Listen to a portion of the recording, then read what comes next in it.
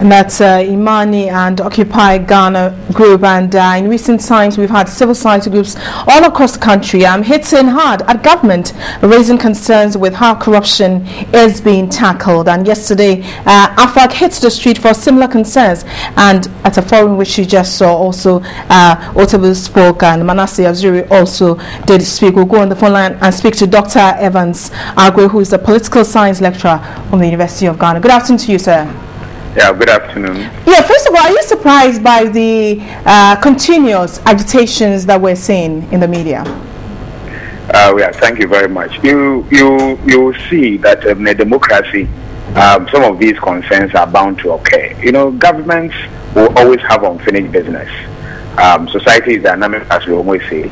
Governments will always come under what we call new and wide demands. So it is the nature of democracy that people must also have a voice, and the voice is usually expressed through several, channels: parliament, civil society organizations, what we call interest groups and associations, through churches, etc., citizens, the media, and so on. We are operating a pluralistic, system, and so you expect that when people feel that certain decisions are not inuring to their benefit, why not? They have the right under our democratic constitution to voice those concerns. It is the responsibility of government then to take these concerns, scrutinize them critically, and see whether indeed they have any merit at all. If they do have merit, how do you reconfigure your public policies and programs such that those concerns are taken care of? Of course, there will certainly always be concerns being raised, and government will try, using public policy and programs to address those concerns that are raised. So I'm not surprised that these things are coming, because in the nature of democratic systems, yes, you have them. Yes. All right. And the concerns they are expressing are genuine concerns. If they are complaining about hardships or tackling corruption, can the government or the president, especially because they are hitting hard at him, can he do anything different other than we're investigating or a committee has been set up? What are they not doing right? Well, corruption is perceptional, and of course we all live in it. And some authorities have argued that in Africa, corruption is increasingly becoming an HIV. It's becoming an HIV of Africa. And what it means is that if it's becoming an HIV, then there must be some new dynamism, some new thinking, some pragmatic measures being taken. Of course, we have had a lot of institutional frameworks. Certain laws have been put in place, certain institutional arrangements have been put in place. The idea is, or the question is, how far have these institutions gone? Have we been able to implement or have they been able to prosecute their core mandate to deal with those things? And of course, when we are talking about corruption in Africa, leadership then is very critical. Of course, we all live in a country, and therefore, if there are some underhand dealings, rent-seeking activities, and so on, moonlighting among others, we all witness them, we experience them, and these things, the danger is that they really affect our psyche. They undermine, democratic values. They undermine our societal values.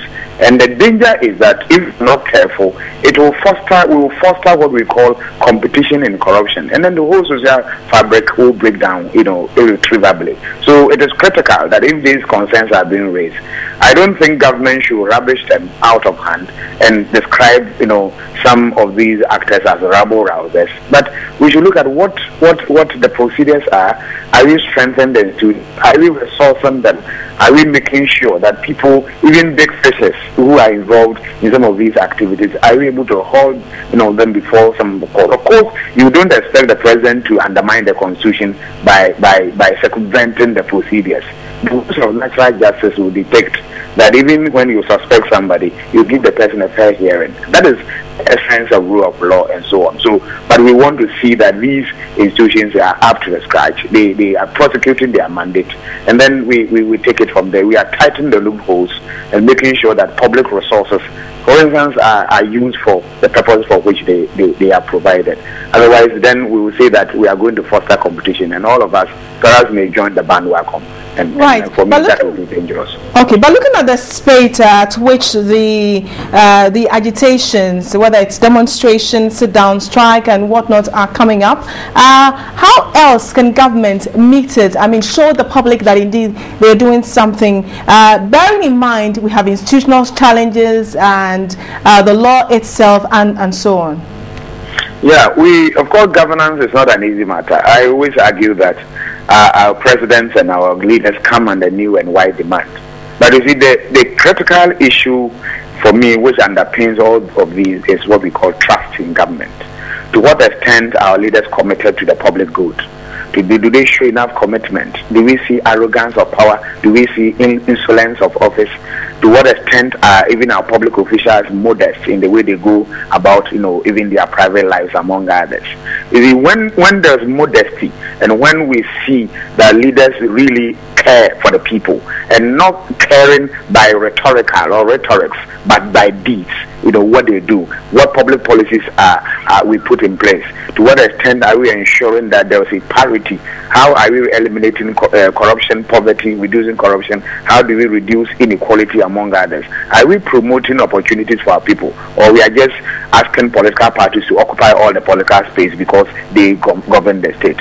When we show commitment and opportunities exist for all, and we demonstrate capacity that we, even though all the problems have not been resolved, there's commitment down the line towards the realization of the core principles that Ghana has set for itself, especially those that are contained in the Chapter 6, directive principles of state policy, because that is what defines what the clear objectives of Ghana is as far as its obligation to its citizens. When we are committed to these things, yes, the challenges will be there, but by and large, you have critical masses who appreciate the commitment that you have made. I'm not saying by that saying that governments are not doing enough. Government must refocus, and they must show dynamism and must show focus and be able to reconfigure some of the policies and programs to see whether that will not bring the dividend that we so demand as a people. Yes. Thank you very much, Dr. Agwe, political scientist from the University of Ghana.